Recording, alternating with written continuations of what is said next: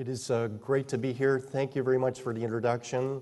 And I guess the topic today is some mistakes that I've noticed some people make, not you, but some people make in investment management and indeed the evaluation of investment management and the teaching of investment management, and that means some of my colleagues.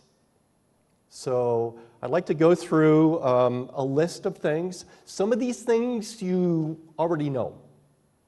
I'm hopeful that maybe there's a few insights that I'll offer today that maybe you hadn't thought of before. So let me kind of go through a long list. And it's kind of obvious where it's going to start at optimization, and I'll go all the way through to the role of real assets in a diversified portfolio. And indeed, by popular request, I'll talk a little bit about my research on gold. 7 months ago, I was in Frankfurt to give a speech on gold when the price was $1,700. Now it's kind of approaching the range where my paper kind of suggests that it should be. So I couldn't resist putting a little bit on gold right at the end. So this is the plan.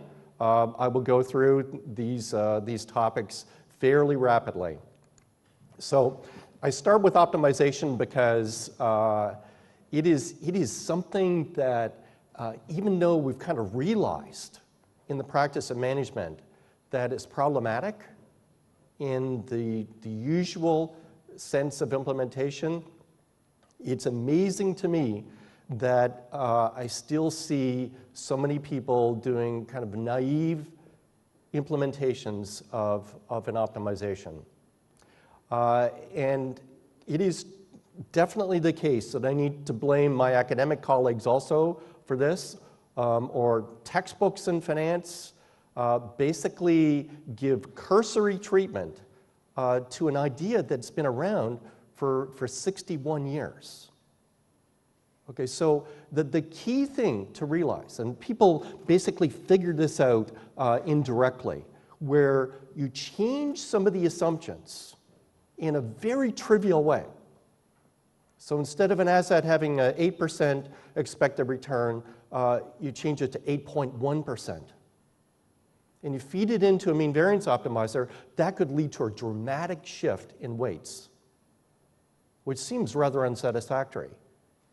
And the reason for this is that in the optimization, in the Markowitz optimization, it is assumed that you exactly know the inputs.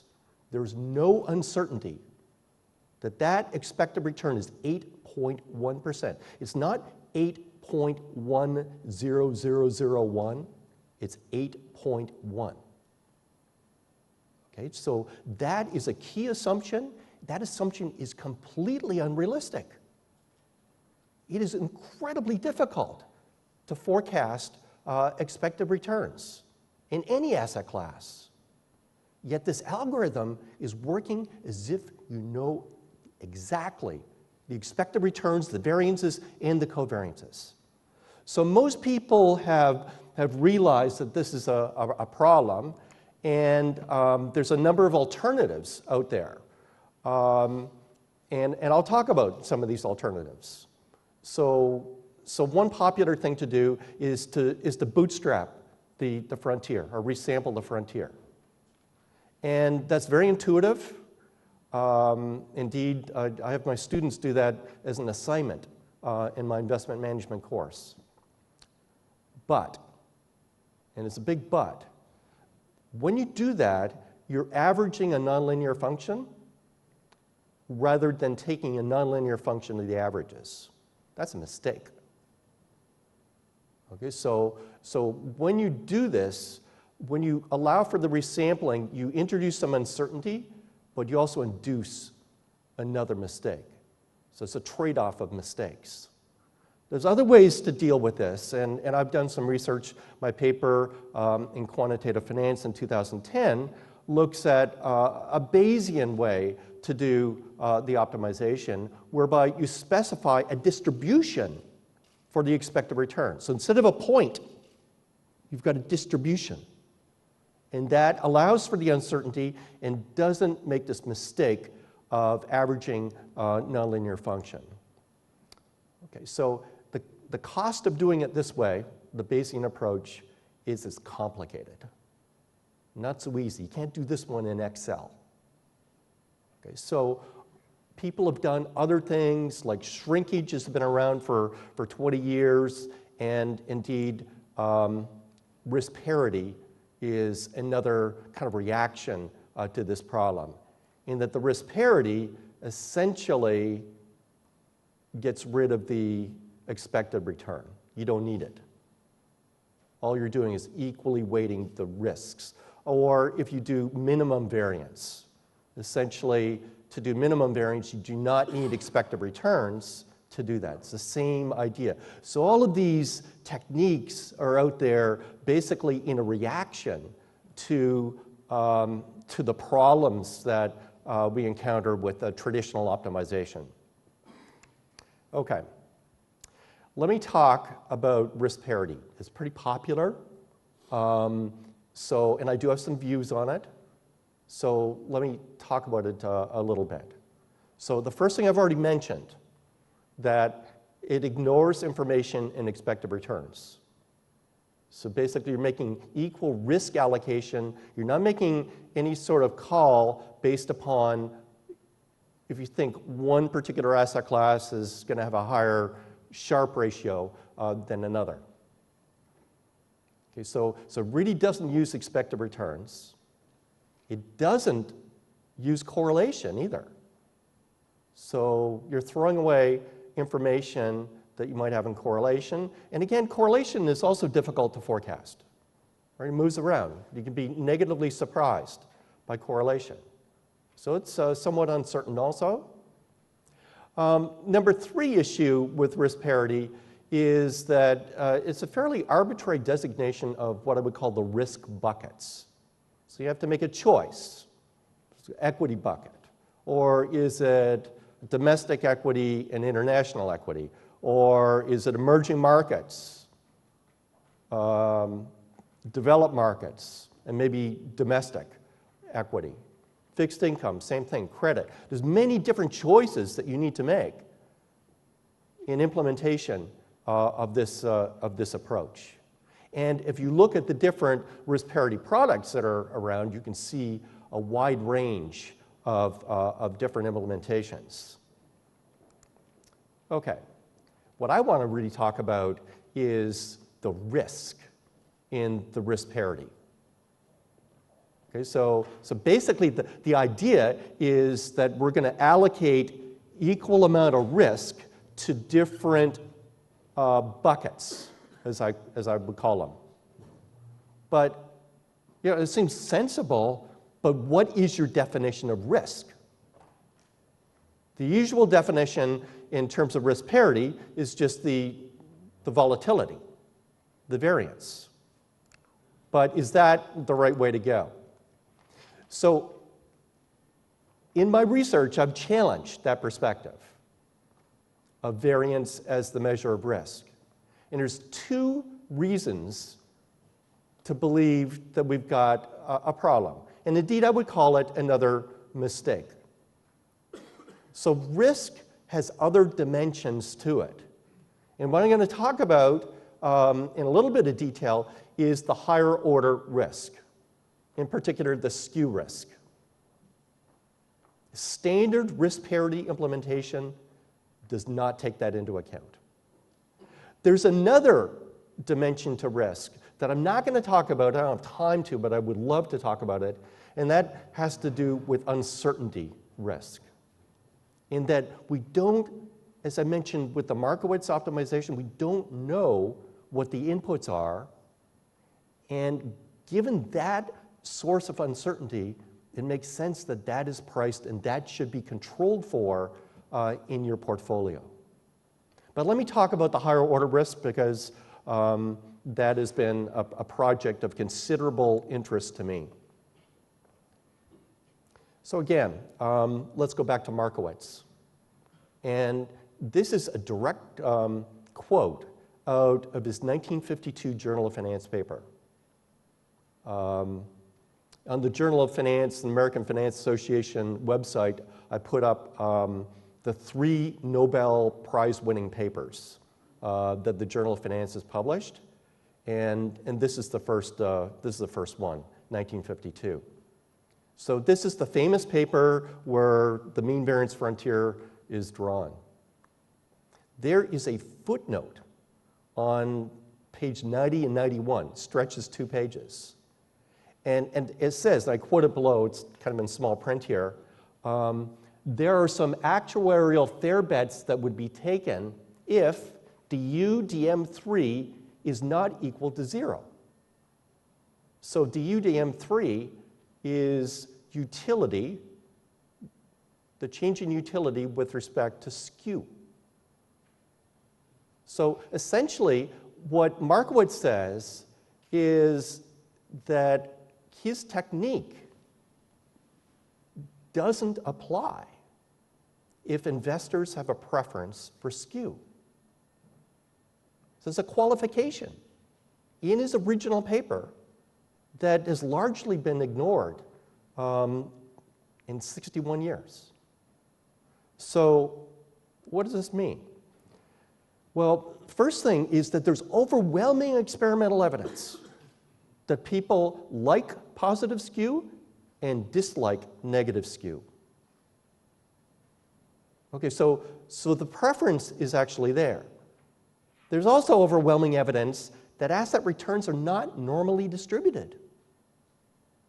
So given that you've got higher moments in the returns, given that you've got a preference for those higher moments, it's a mistake to implement a standard mean variance approach. It's a plain mistake.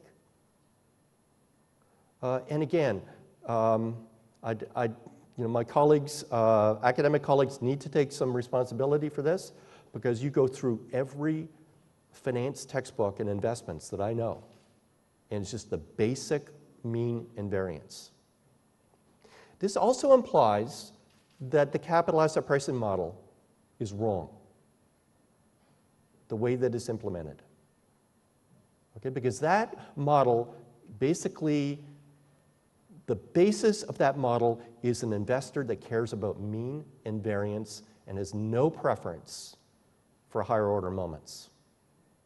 Now, I'm talking to the right audience here for this, right? Alternative investments, that's got higher moments, like written all over it. Okay, so this is something that's important to realize in actually the practice of investment management and in the evaluation. And I know in terms of my work at the Main Group that it is so important to them. If they've got, let's say, a trend following system and they're thinking, and that system would have positive skew, and they're thinking of altering the system, they look at the skew. And if they alter the system to reduce that positive skew, that is a big negative for them. Okay, so it's explicitly taken into account. Because that's something that's very important. To have a product with positive skew is something that investors like. This is what the mean variance frontier looks like with 3 moments. It's a little more complicated to visualize. It's a little more complicated to code up on the computer, but it's not really that complicated. Okay, a few examples, and this is kind of probably a trivial example for you, but again, this is an example I have encountered in evaluating investment strategies, where I go in and in previous years, I would go in to scientifically evaluate some strategies. I would see a person with basically a diversified portfolio of equities, and then they'd be writing out of the money options. Collect the premia and claim that they have alpha.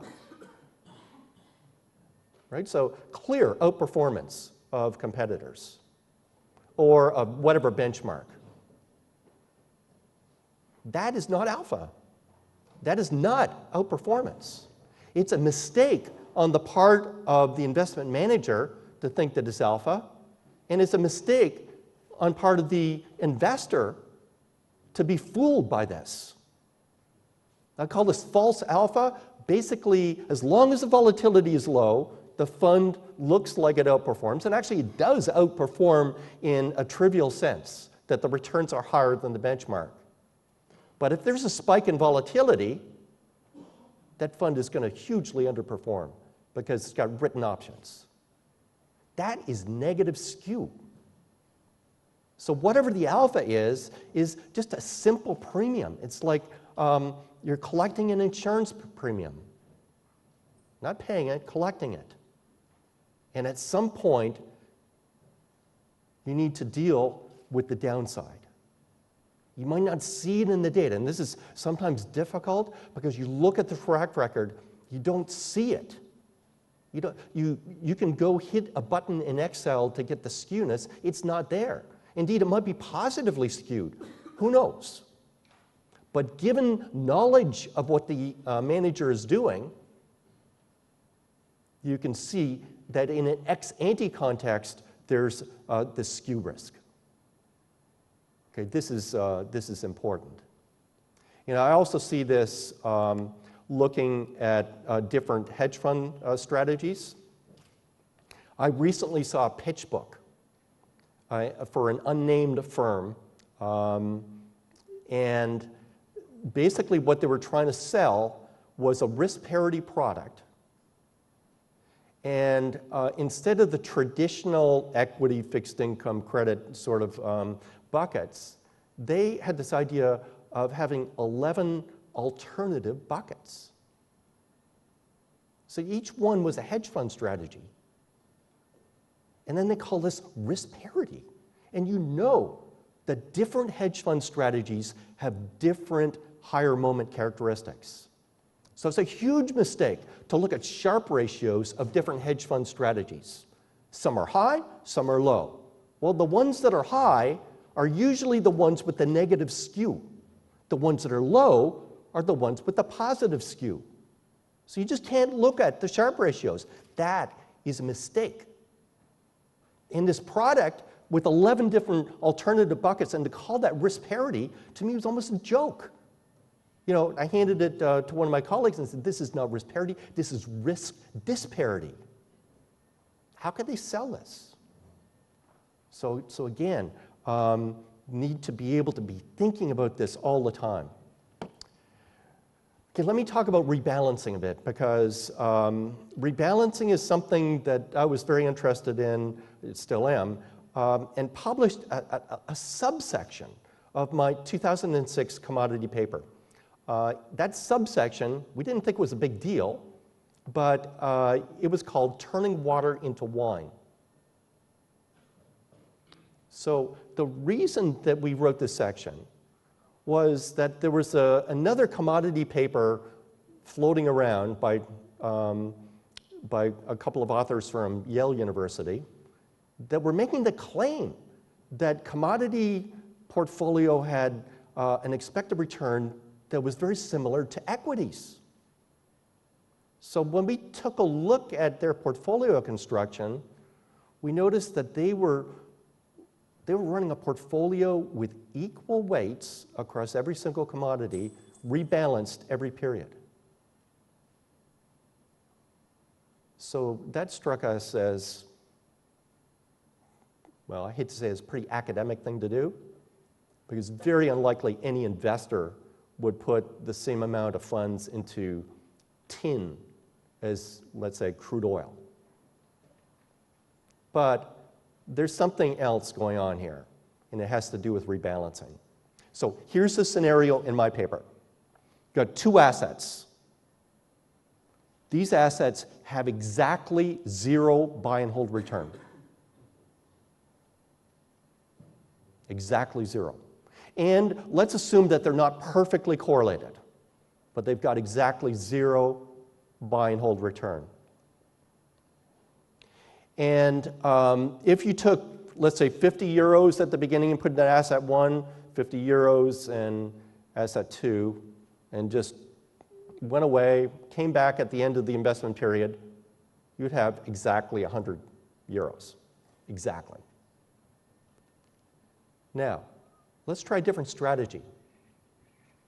Different strategy, you start out 50 euros in asset 1 and 50 euros in asset 2. But now what we're going to do, every single period, let's say every month, we rebalance to make sure that they're equal weights across the 2 different assets.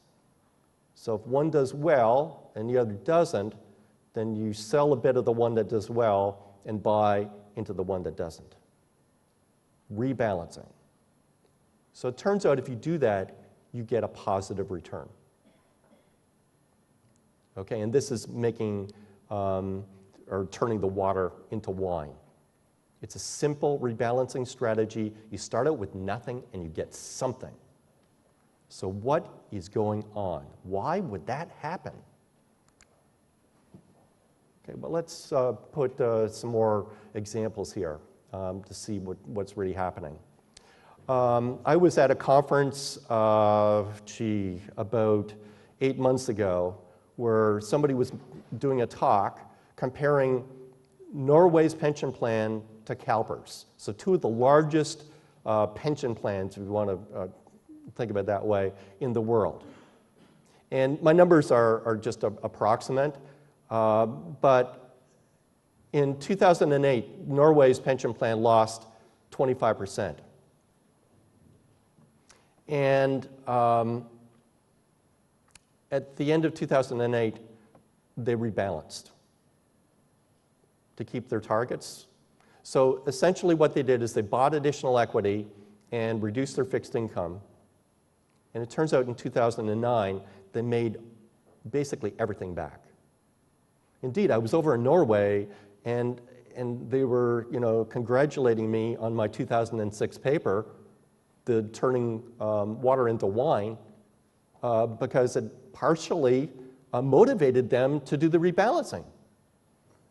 So at this conference 8 months ago, this was held up as what a brilliant move. And CalPERS, what did they do? Well, 2008, they lost about the same, and then they decided to de-risk. So they did the opposite. They sold equity and bought fixed income. So basically, in this conference, the person was saying that Norway was smart and CalPERS was not smart. So I actually think that it's kind of a mistake. So why? So think of a momentum strategy. Remember I said that the AHL at Man Group, it's got a trend-following strategy. It's a momentum strategy. It's got positive skew. Well, why? Well, as the market goes up in any trend-following strategy, you basically are buying more. And the market goes down, you start selling. Well, if you think about that, that's how you replicate an option. Replicate a call option, you're buying when the price goes up. Replicate a put option, you sell when the price is going down. So this sort of strategy is essentially a long volatility, long option strategy. So you're buying options. It's got positive skew, as you would exactly expect. So momentum generally has a positive skew, and investors like that. Rebalancing is the opposite. So rebalancing, when something goes up, you sell. When something goes down, you buy. So a rebalancing strategy is a short vol strategy, has a negative skew. So I challenge you to think about that. So yes, Norway looks really good ex post, and CalPERS looks terrible ex post. But the strategies that they pursued had different skew. And you know that in another world, it could have been the case in 2009 that the equity market went down. If that happened, then people would say, well, CalPERS was smart, and Norway wasn't smart. So we know that could have happened. But the key to understanding what's going on is to think beyond variance. The active strategy that was being pursued induces higher moment that's very important and is rewarded. And that's key also, that you actually get a reward for taking on some of this risk. And that accounts for a lot of the performance difference. Okay, let me talk a little bit about alpha. I've already talked about it a little bit with the fund that was writing options and claiming an alpha. And alpha today is almost synonymous with just beating a benchmark. So often alpha does not reflect the risks.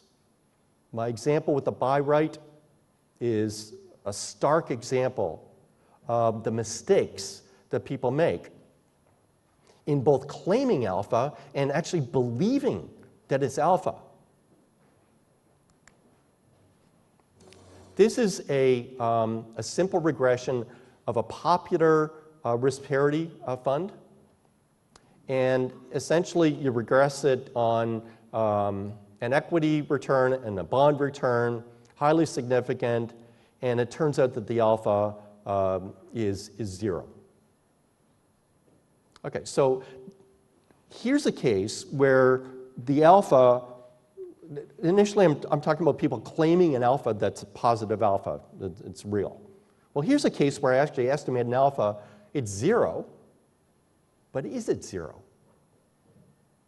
And I would argue that we need to be very careful in interpreting this sort of regression. So on one hand, you can say, well, these investors could have just invested in a 60-40 type of fund.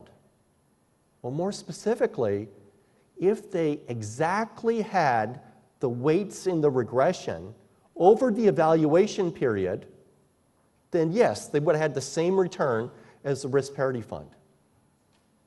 But that's not fair. So let's say I took 5 years of data to estimate this regression.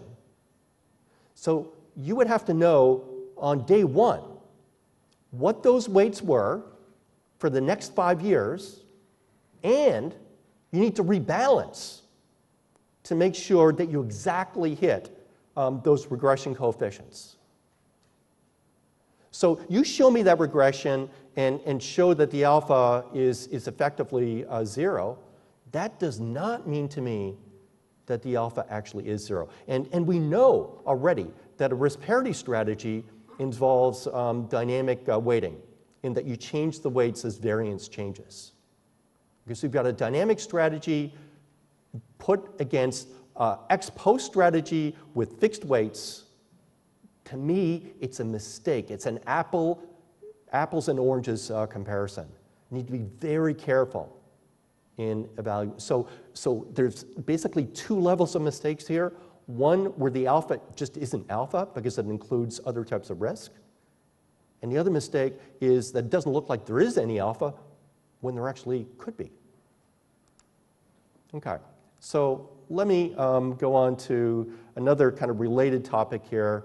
Obviously very important for what we do in investment management, somewhat less important in alternative asset management, and that's the issue of tracking error. So often people are given a budget for tracking error, and that leads to a couple of issues. And I hesitate to call the first one a mistake, because often a client imposes a benchmark. So you don't really have a choice. And essentially what you do is you optimize against the benchmark. And if the benchmark is an inefficient portfolio, then your portfolio is going to be inefficient. There's an old paper by Richard Roll on this that I recommend you read. It's a classic, and it's been forgotten. And essentially, you just are set up to underperform overall, though you might look good with respect to a benchmark. So that's one issue. I won't call it a mistake. It's mainly a mistake of the client, of the people investing the money, that they don't realize the cost of this sort of benchmarking. The other thing that is, to me, a blatant mistake is to not separate out the different types of tracking error.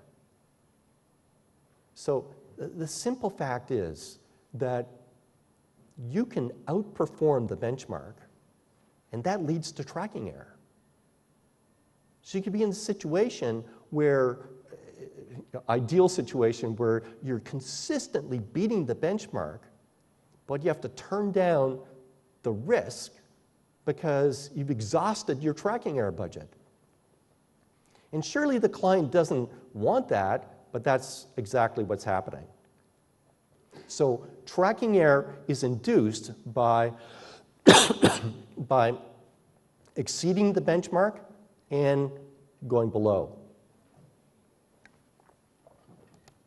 Okay, this is some new research on my part. It's called backtesting.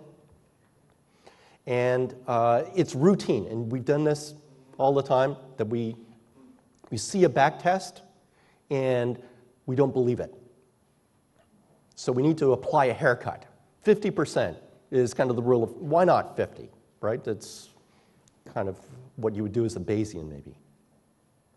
So my new research is actually called backtesting. It's not on the internet yet. It's almost ready to go. So we show that this 50% rule is a mistake. Let me give you the intuition and our method. You've got new data Y, and you want to test whether X predicts Y. And you run a regression, and you get a t-ratio of 2. That's significant at the 5% level. Okay? And this is called an independent test. So we'd be pretty satisfied with that. Now suppose that you've got the same Y, but instead of 1 X, you've got 100 X's.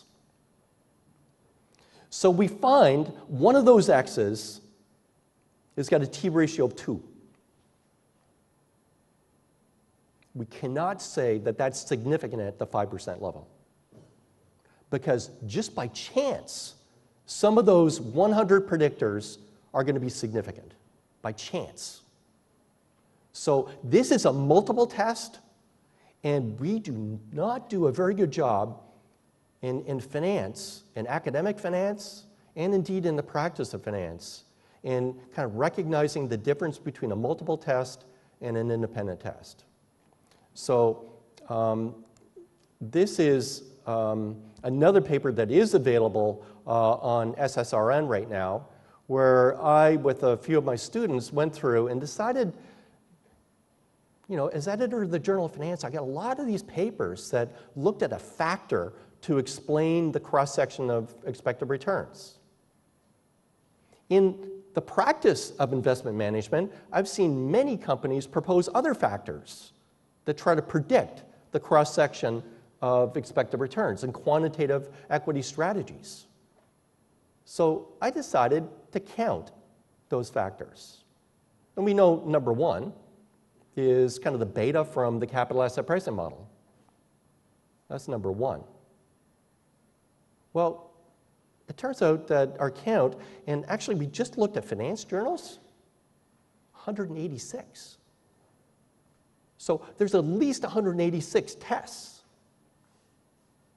So the usual cutoff doesn't work. The usual cutoff of a t-ratio of 2, that is not appropriate. That is a mistake, a big mistake.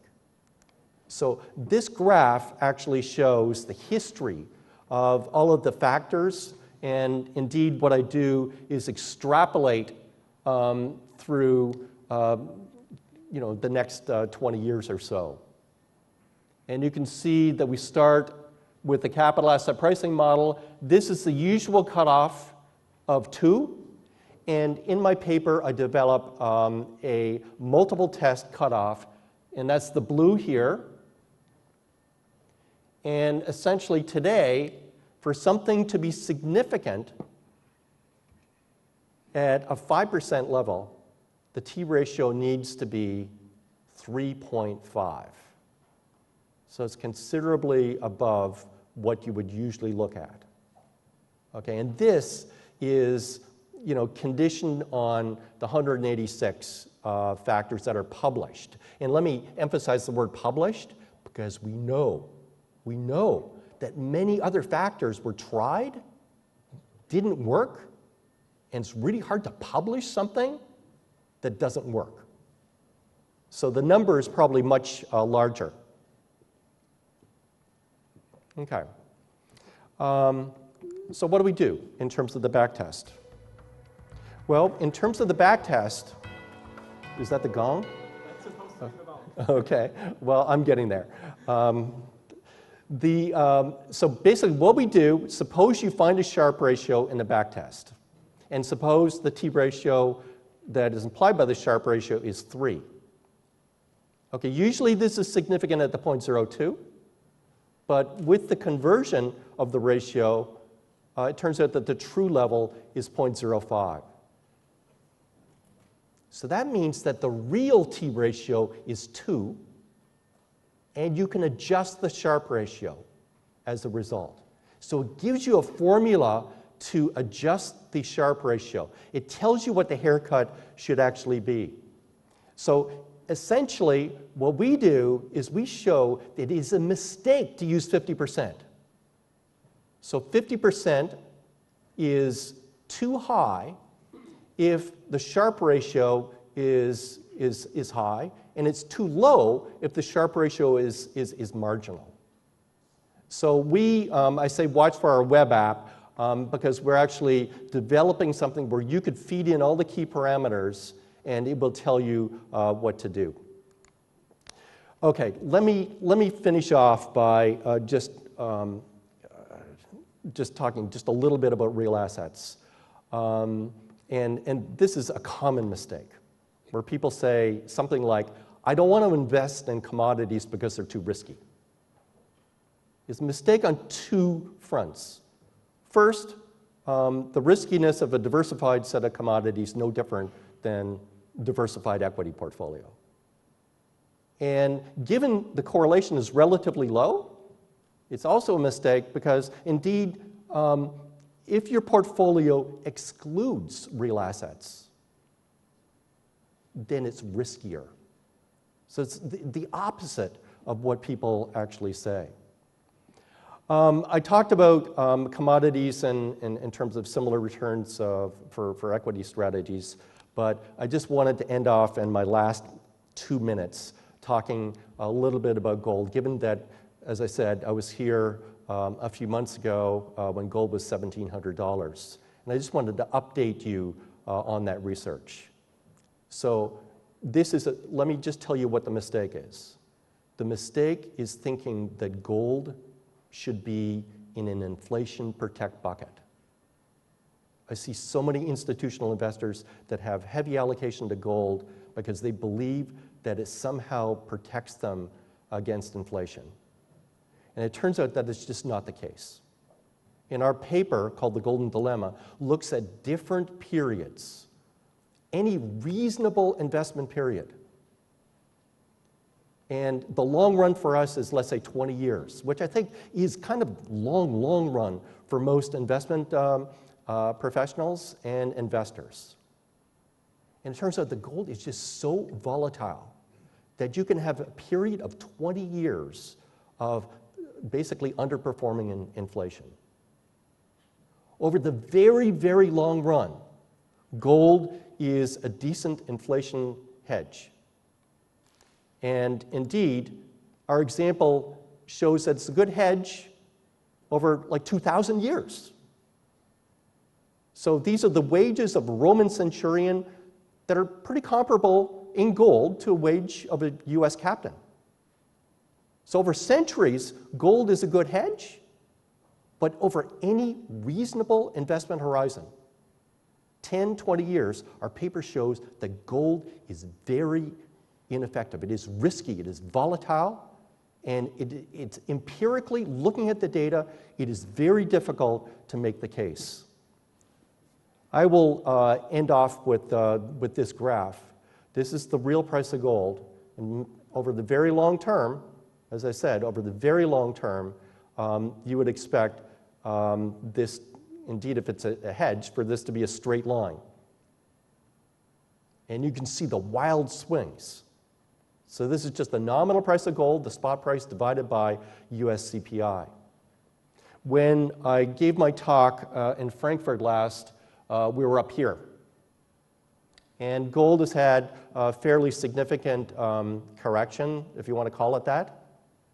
But I guess the message from this graph, which is in the media been called the Golden Gate Bridge almost completed, the message is you're still far away from the historical average. Okay? And if you believe that the real price of gold effectively is going to be constant over the very, very long term, that you expect to come back down. And when you come down, that price is $800 an ounce. Now, my paper doesn't say how long it's going to take to do that, but this is a significant risk. This is only from 1975. My paper goes back to 1792 with a similar graph, and you see the same sort of pattern. So beware. So this is just what I would call another mistake. So let me just sum up. I think that there are a number of things in asset management that we can improve on. I should also say that the asset management, the state of the art today, is so far beyond what it was even 15 years ago. So a lot of progress has been made, but there's still some progress, and I hope I've seeded a few ideas. Thank you.